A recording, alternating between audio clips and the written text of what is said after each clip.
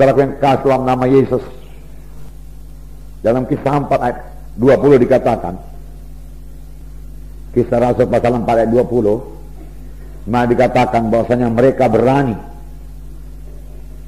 sebab tidak mungkin bagi kami untuk tidak berkata-kata tentang apa yang telah kami lihat dan apa yang telah kami dengar. Ini pada waktu Petrus dan Yohanes saudaraku dilarang berbicara dalam nama Yesus, dilarang mengajar dalam nama Yesus. Tapi mereka dengan tegas menjawab, ya silahkan kamu putuskan sendiri manakah yang benar di hadapan Allah, taat kepada kamu atau taat kepada Allah. Sebab tidak mungkin bagi kami untuk tidak berkata-kata tentang apa yang telah kami lihat dan telah kami dengar. Tidak mungkin kami berhenti, tidak mungkin kita tidak berkata-kata tentang Yesus kalau Yesus dalam hati kita, saudaraku. Amin, saudara. Yesus begitu baik, begitu setia kepada kita, begitu mengasihi kita, saudaraku, menyertai kita, saudaraku, mendengar doa kita, menjawab doa kita, melindungi kita, saudaraku, memberikan darahnya, menyucikan dosa kita, saudaraku, memberikan Roh Kudus dalam kita, saudaraku, sehingga kita hidup berkemenangan, saudaraku. Tidak mungkin bagi kita untuk tidak menjadi saksi Tuhan. Firman Tuhan berkata, kamulah saksi-saksiku. Tuhan Yesus memanggil Petrus dan berkata, aku jadikan kau penjala jiwa. Pada waktu Tuhan Yesus mau naik ke sorga, saudaraku, dia berkata kepada Petrus, gembalakanlah domba-dombaku. Dan semua kita mengambil bahagian, saudaraku, bersaksi, saudaraku, membawa jiwa-jiwa. Pada hari pembimbingan di sini saya bacakan Markus pasal 2 itu, saudaraku, di mana 4 orang menggotong 1 orang yang lumpuh untuk bertemu dengan Yesus. Jadi 5 orang yang punya iman, yang mengatasi semua halangan, yang kerja keras, saudaraku, bahkan berbuat sesuatu yang tidak biasa diperbuat oleh manusia, supaya jiwa-jiwa itu bertemu dengan Yesus. Mereka mempunyai hikmat, saudaraku, daripada Tuhan, saudaraku. Kalau dilihat oleh orang dunia akan berkata, apanya kerja orang itu? Panjat-panjat atap lagi, banyak-banyak rumah orang, berusak rumah orang. Nah, orang tersebut bisa minta ganti rugi dan lain sebagainya. Tapi Tuhan berkata, hai anakku, imanmu telah menyelamatkan engkau. Dibereskan Tuhan dulu jiwa manusia itu. Dalam KKR ini juga, saudaraku, yang paling penting itu keselamatan jiwanya. Keselamatan jiwanya, barulah kesembuhan tubuhnya. Pada waktu pelayanan Tuhan Yesus, saudaraku, selalu mengajar lebih dahulu, baru dia menyembuhkan. Kalau orang itu menerima pengajarannya, Tuhan Yesus dapat menyembuhkannya. Amin, saudara. Firman Tuhan Mazmur 107 ayat 20 berkata, disampaikannya firman-Nya dan disembuhkannya mereka itu. Disampaikannya firman-Nya dan disembuhkannya mereka itu. Firman Tuhan sampai sekarang berkuasa. Amin, saudaraku. Firman Tuhan tidak berubah. Langit bumi boleh berubah, tapi firman Tuhan tidak berubah. Biar kita semua mempercayai firman Tuhan, saudaraku. Pegang firman Tuhan.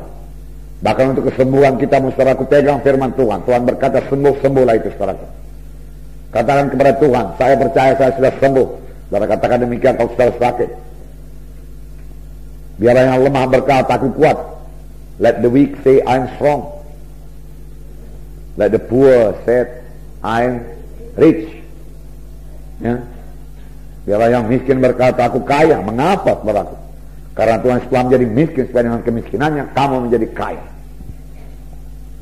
Punya iman ini, saudara. Saudara masih muda. Amin, saudaraku. Ya, Yesus betul-betul menjadi miskin, saudaraku. Dan dia hanya miskin dalam satu perkara. Dia menjadi miskin, saudaraku, dalam bidang materi saja. Kalau dia miskin dalam bidang rohani, dia tidak bisa membagikan orang mati, saudaraku. Penuh dengan kuasa Tuhan dia, baru dia bisa membagikan orang mati, menyembuhkan orang sakit, mengusirkan setan, meneduhkan danau Galilea, saudaraku. Berarti dia penuh dengan kuasa Tuhan, penuh dengan urapan Tuhan, saudaraku, kaya dengan urapan Tuhan. Tetapi dalam satu perkara, saudaraku, dia tidak punya rumah, saudaraku. Walaupun dia tidak pernah terlantar, saudaraku. Dia menjadi miskin, tapi firman Tuhan berkata, saudaraku, dengan kemiskinannya kamu menjadi kaya. Kamu menjadi kaya. Haleluya, saudara. Biar kita mempercayainya, saudara sudah mengetahui jalannya, saudara sudah training. Bagaimana supaya jaya dalam hidup saudara. Haleluya. Ya, tetap hidup dalam Tuhan, dan firman Tuhan berkata Tuhan akan menggenapkan hari-hari hidupmu, tahun-tahun hidupmu. Tuhan akan menggenapkan tahun-tahun hidupmu. Berarti Tuhan menggenapkan tahun-tahun hidup kita, sepanjang kita beribadah kepada Tuhan. Haleluya.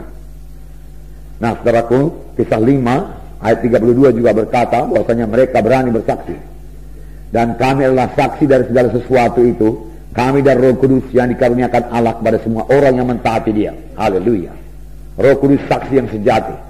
Petrus berani berkata, saya dan Roh Kudus, kami dan Roh Kudus menjadi saksi. Haleluya. Kami dan Roh Kudus menjadi saksi. Semua perkara itu dia katakan. Dia baru ditangkap, baru dipenjarakan, tapi malaikat Tuhan bebaskan dia.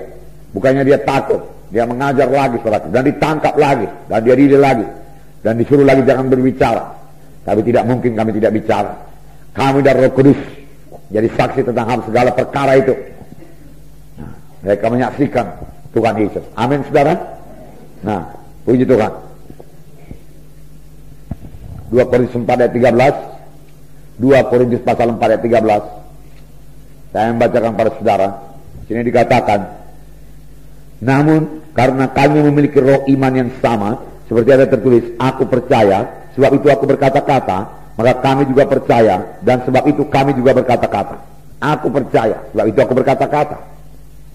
Kami percaya, sebab itu kami berkata-kata. Saudaraku, karena saudara percaya, saudara harus berkata-kata. Tidak ada orang yang percaya yang bungkam, saudaraku. Amin. Saudara mau mempraktekkan iman saudara juga harus melalui kata-kata. Amin.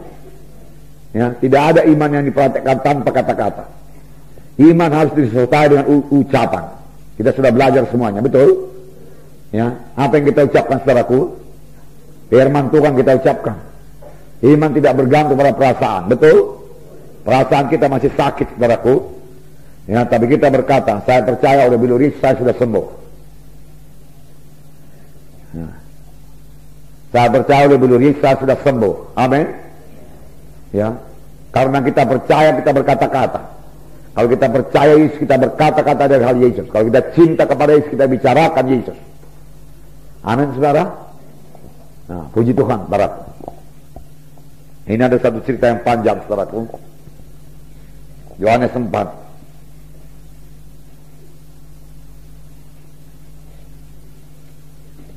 ayat 1 sampai 25. Kalau saudara baca terus saudaraku, nanti perempuan ini saudaraku lari ke desanya saudara, lalu mengabarkan bahwasanya dia sudah bertemu dengan Mesias. Lalu orang desanya datang dan menyambut Yesus. Lalu Yesus tinggal 2 hari di kota Samaria, dan seluruh kota Samaria mendengarkan Injil Tuhan.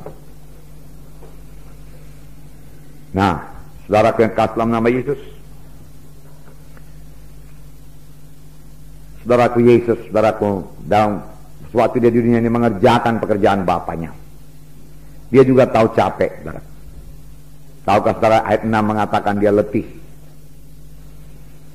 Saya membacakan pada saudara ayat 6.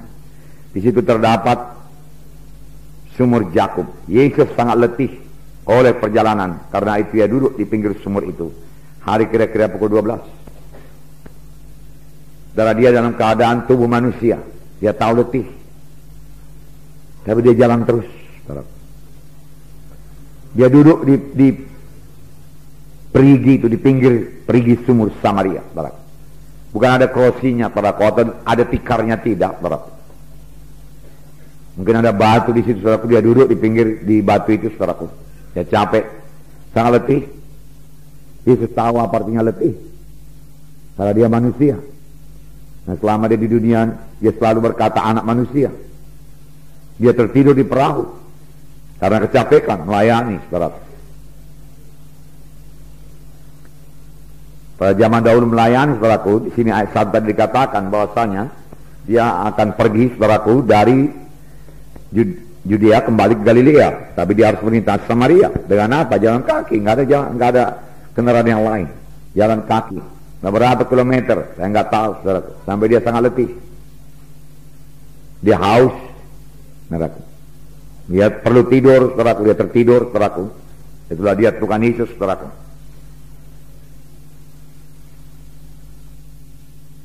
Dia juga merasa lapar.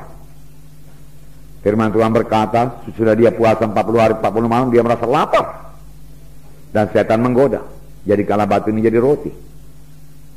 Nah, setan juga tahu kapan saudaraku keadaan tubuh jasmani kita ini lemah.